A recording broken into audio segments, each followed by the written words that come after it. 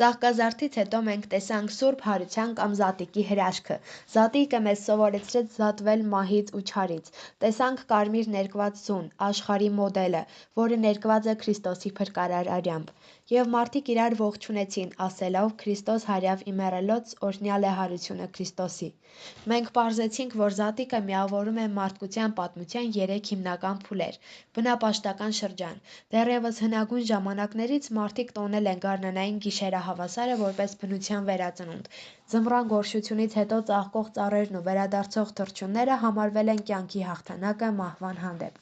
Աստվածաշնչյան շրջան։ Տոնի արմատները հասնում են մինչև 5 կտակարան, հրեական պասեքը, որը նշանակում է ելք կամ անցում։ Այն խորհրդանշում էր հրեա ժողովրդի ազատագրումը եգիպտական ստրկությունից։ Քրիստոնեական խորհուրդը։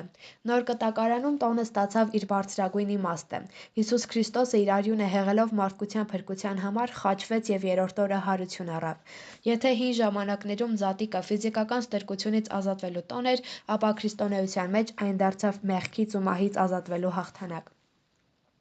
Զատիկ բառը մեր լեզվում ունի 2 ստուգաբանություն։ Առաջինը զատվելն է, երբ բնության գույները զատվում և բաժանվում են ձմռան միապաղաղությունից, իսկ հավատացյալներն էլ զատվում են ընդհանուր ժողովրդից։ Երկրորդը ազատվելն է, մեծ պասի խստություններից և մեղքերից։ Տոնի գլխավոր խորհրդանիշը կարմիր ներկված ձուն է։ Ինչպես նշել է Գրիգոր Տաթևացին, ձունը ամբողջ աշխարհի մոդելն է։ Կեղևը նման է երկնքին, թաղանթը օդին, սպիտակուցը ջրին, իսկ դեղնուցը հենց երկիրն է։